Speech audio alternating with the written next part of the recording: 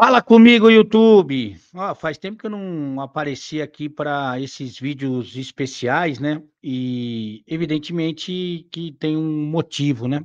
Que aparentemente é triste, né? Porque a gente perdeu um cara muito importante, uma referência da comunicação. Eu e outros colegas, a gente acabou perdendo um amigo, né? Mas eu acho que pela situação que ele vinha passando já há muito tempo, praticamente depois da pandemia, durante a pandemia para cá, eu acho que eu acho que para ele foi bom, porque ele foi descansar. Eu tô falando evidentemente do Paulo Soares, o amigão, que ficou consagrado no Sport Center da noite, né, na programação da ESPN, ou como você gosta que chame, dos canais Disneys. É o amigão que é um amante do rádio, começou no rádio, naquela turma, para o pessoal que é mais da antiga, né, do Osmar Santos, que revelou tanta gente boa, mas tanta gente boa. Luiz Roberto, Cledir Oliveira, mas um montão de gente boa. O Osmar Santos, que é uma das grandes referências da comunicação, principalmente da narração, né, e o amigão, ele sempre fala que ele aprendeu muito lá. Tem uma entrevista, se eu não me engano, de 2019, no canal do Alê, que eu recebi o amigão. Aliás, foi o primeiro que eu recebi da ESPN, acho que o único naquela época. Eu só retomei os convidados da ESPN recentemente, né, no Inimigos da Balança. Naquela oportunidade ainda era a resenha do Alê. Fiquei muito emocionado, porque é a primeira pessoa da ESPN que eu tinha contato gravando ali, né, como conteúdo, e pelo fato de ser um amigão que sempre foi um ídolo, né. Eu estava muito nervoso quando eu fazia jogos com ele, porque realmente é uma referência. Durante muito tempo a ESPN fazia pesquisas, e isso, o fato de fazer pesquisas mudou minha vida lá dentro, mas fazia pesquisas de quando, para os populares, né, fazia pesquisa na rua e tal. Quando você ouve o nome ESPN, de quem você lembra? E durante muito, muito tempo a resposta era amigão Paulo Soares. Às vezes amigão em Antero, né, mas o amigão sempre presente aí nas respostas da galera, porque era um cara que passava uma energia muito boa, né, um cara sempre alto astral, que tinha a melhor risada da da comunicação esportiva, sem dúvida alguma. Fazia uma grande dupla com o Antero, e todo mundo ficava esperando para chegar ao Sport Center, não só pelas notícias, né, porque ele era um grande comunicador, um grande apresentador e um grande narrador. Talvez a gente fale sobre isso mais para frente, mas de qualquer maneira, porque ele tinha um astral lá em cima, então você ia dormir mais leve e tal, né. E o amigão ficou muito famoso, muito conhecido por causa principalmente do Sport Center. Por quê? O amigão era um grande narrador de rádio. O rádio revelou os principais narradores do nosso país, e e aí quando ele vai pra ESPN, ele vai como narrador, vai desde o comecinho ali da ESPN com o Trajano e tal. Só que aos poucos ele foi ficando meio que desmotivado de narrar. Primeiro porque existia uma disputa muito intensa naquela época, de outros grandes narradores, como o Milton Leite, como o João Palomino. Paulo Andrade estava chegando ainda, na emissora. Era uma série de grandes narradores, e ficava ali uma disputa. Na televisão tem muito disso, né, de vaidade, quem vai fazer o melhor jogo da semana e tal, e quem é o primeiro, quem é o segundo e tal. E ele ficava meio cansado disso, né. Às vezes não concordava muito com a escala e tal, e foi desanimando. Tem uma curiosidade do amigão narrador, que não é muita gente que sabe. O amigão, por incrível que possa parecer, um monstro na narração, um dos melhores que eu tive a oportunidade e a honra de trabalhar, ele ficava muito inseguro.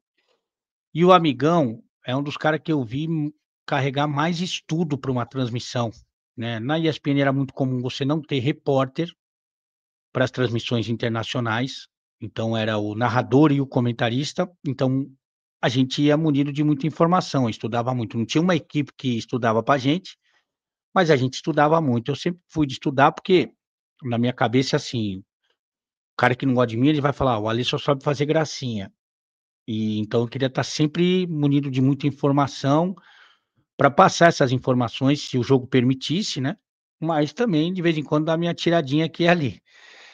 Só que o amigão ele ia com um livro, ele escrevia um livro a cada jogo, e na cabeça eu perguntei pra ele, né, na cabeça dele, ele fazia isso porque ele tinha insegurança pra narrar, por incrível que pareça, mas ele estava sempre muito abastecido. Aliás, a tosse do cachorro louco, aliás, ele e o Everaldo foram os 2 que eu trabalhei, que mais estudavam antes do jogo. Não tô falando que são os 2 melhores, eu não tô nem tô entrando nesse mérito, mas que tinham mais estudo, né. E muitas vezes eu fazia o meu estudo lá, mas não usava nada, porque o amigão já falava tudo. Mas é muito louco pensar que ele tinha insegurança, né, para narrar um talento daqueles, um monstro daquele, uma voz maravilhosa, enfim.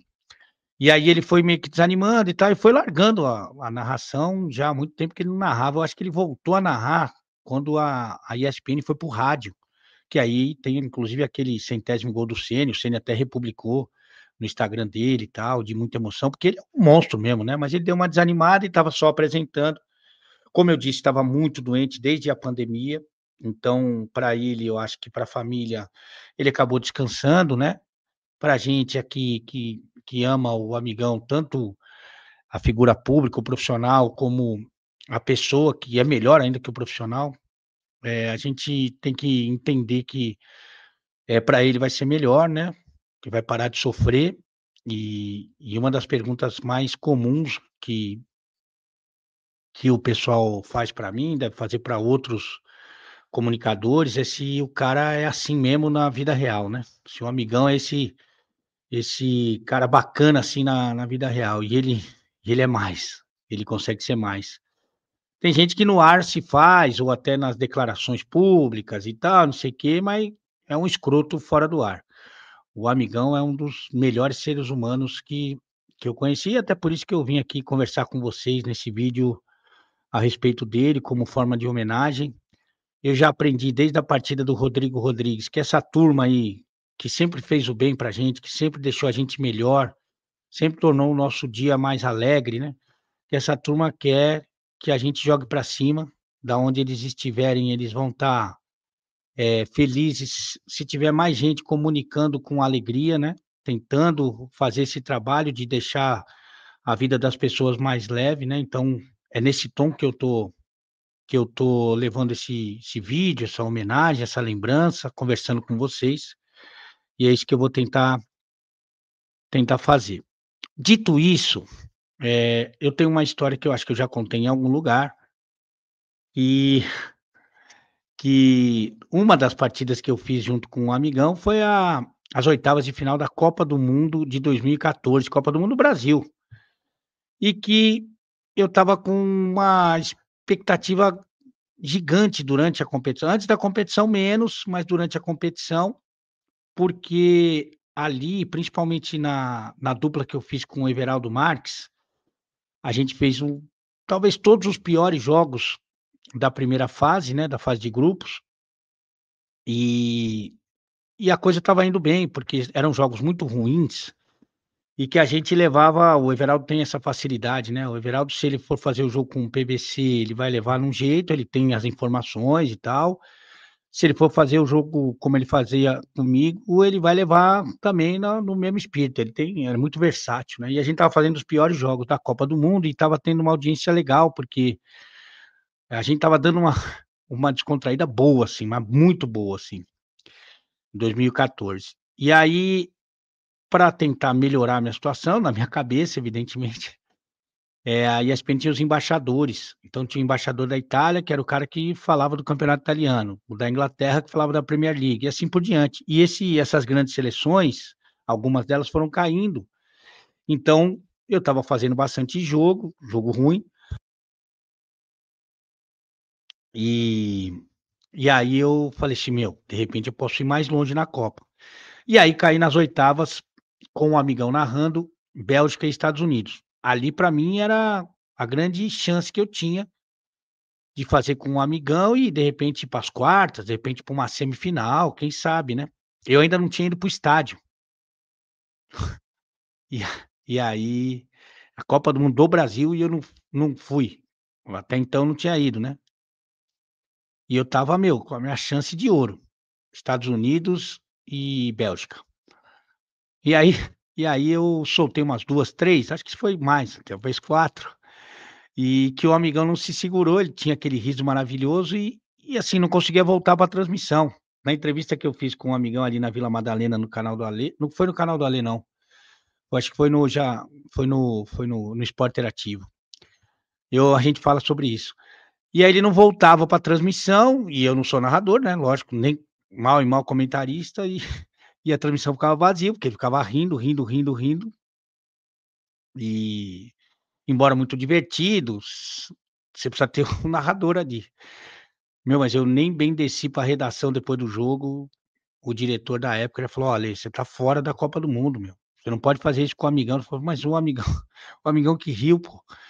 Ele falou: "Não, mas você não pode, não pode". E aí, não sei se foi uma desculpa ou não, não, a Copa do Mundo, assim como para os Estados Unidos, acabou para mim ali nas oitavas, o amigão não fez a final, mas fez a semifinal e fez o terceiro e quarto daquela oportunidade. Então, é uma passagem que eu tenho que marcante, né, porque a gente se divertiu muito, muito, muito, mas logo na sequência teve essa quebra de expectativa. Outra curiosidade do amigão, eu contei aqui da insegurança dele, né, que é uma coisa que pouca gente sabe. Tem uma outra coisa que pouca gente sabe, que é o seguinte: muitas vezes voltava do bloco que a gente fala, ou voltava do intervalo, ou voltava de alguma matéria gravada para o Sport Center, e o amigão já estava rindo. Tipo, antes de ir para eles entrarem no ar, ele já estava rindo, ou volta de intervalo ou volta de matéria. E aí eu fui perguntar para eles, né: "Meu, o que que acontece com vocês, cara, que vocês nem estão no ar, já estão rindo, cara, que loucura é essa?". E aí, o amigão falou que o Antero, ele ficava segurando um peido, um pum, para quem tá com a família assistindo, até segundos antes de voltar para o ar. E aí quando o diretor falava 10 segundos, 5 segundos, ele pá, aquele pedrão, né, aquele que faz barulho, e o amigão não se aguentava de rir, e muitas vezes isso acontecia e a gente nem sabia por quê, né, muitos estão sabendo agora, e o amigão gargalhando e dando risada e tal. São algumas das curiosidades com relação a Paulo Soares, o amigão o amigão da galera, que para mim teve a fase mais louca, assim, do Sport Center com a direção do Wagner Patti. Wagner Patti é o melhor diretor que eu já tive, porque depois que ele ficou consagrado no Sport Center, ele botava os cara pra abrir o Sport Center vestir com a pintura do Kiss, da banda de rock. Meu, fazia várias loucuras, era muito bom, ele é muito criativo, o Wagner Patti. Ele foi dirigir o Bate-Bola Debate, e aí juntou com outros loucos, né, e aí o Bate-Bola Debate viveu uma fase bem especial também, e eu fui muito feliz com o Wagner Patti na direção, que dirigiu o Amigão e o Antero na fase mais louca, assim, né. E a gente tem que tentar tirar lições, né, das coisas que vão acontecendo, principalmente com pessoas queridas e tal, coisas que mexem com a gente. Eu acho que eu já falei isso, não sei se eu estou conseguindo praticar, eh, com como eu gostaria, mas juro que estou tentando e toda vez que eu posso dividir esse pensamento com vocês, eu faço, né, com situações, com acontecimentos que tocam no meu coração. É de tentar viver o máximo que você pode, e aí não é pular de paraquedas ou de bungee jump, não não é isso que eu estou falando exatamente, se é que seja um desejo seu, vá em frente, mas é de viver intensamente, que eu digo, com as pessoas que você ama, que te amam, sabe, com situações que muitas vezes a gente transforma numa tempestade, mas que não é nada de muito grave e a gente fica remoendo aquilo tudo. Eu vou Tem algumas situações aí que estão pendentes na minha vida pessoal, que eu acho que eu vou procurar exercitar isso, acho que é um bom momento, porque depois que a pessoa vai embora, aí não dá mais, né. Por mais que você faça uma homenagem, eu acho que eu poderia inclusive ter procurado o amigão mais vezes nesse período, mas acaba que na correria, no dia a dia, cada um tem os seus problemas e tal, E falar mesmo pra pessoa que você ama, que você tem consideração, que você tem gratidão, falar tudo isso pra pessoa, e eu acho que valorizar mais cada momento, cada ser humano que gosta de você, que te ajudou. Evidentemente que os amigos, a família, mas também às vezes aquela pessoa que você não concorda tanto, ou que pisou na bola, e vai ficar carregando isso, né. Às vezes o cara fica até numa amargura, né. Então, eu acho que, viver intensamente nesse sentido e tentar perceber mais rapidamente o que é realmente importante e o que é uma besteira que você transforma numa coisa gigantesca, né. Eu acho que é uma das lições, não deixar passar as oportunidades de se declarar, ou de pedir desculpas, ou de perdoar, né, num momento de perda como esse. Eu acho que é um exercício, como eu falei do exercício também de entender que para ele, para a família dele, essa partida eu acho que foi para descansar, todo mundo descansar, né. Eu acho que esse é um outro exercício, uma outra reflexão que fica também pra gente. Olha, muito obrigado se você teve a paciência de me ouvir aqui para fazer essa homenagem ao amigão. O objetivo foi esse mesmo, de fazer uma homenagem para um cara tão bacana, uma referência para quem é da comunicação e um ídolo para o grande público do esporte, e dizer que a gente vai ter saudade sim, mas a obra dele está em todo lugar, né. Hoje principalmente, mas sempre que a gente precisar, a obra dele vai estar em todo lugar, a genialidade, o carisma, a competência, estão aí para a gente desfrutar, e uma época de ouro da comunicação, e que o amigão descanse em paz. Tá bom, pessoal? Eh, que cada um aprenda as lições que julgar necessário, e eu vou estar sempre por aqui ou na Rádio Itatiaia tentando cumprir essa missão que os gênios, eh, nos ensinaram, que é deixar a vida de da galera aí, de quem acompanha, um pouco mais leve. Um beijo no coração de vocês, valeu.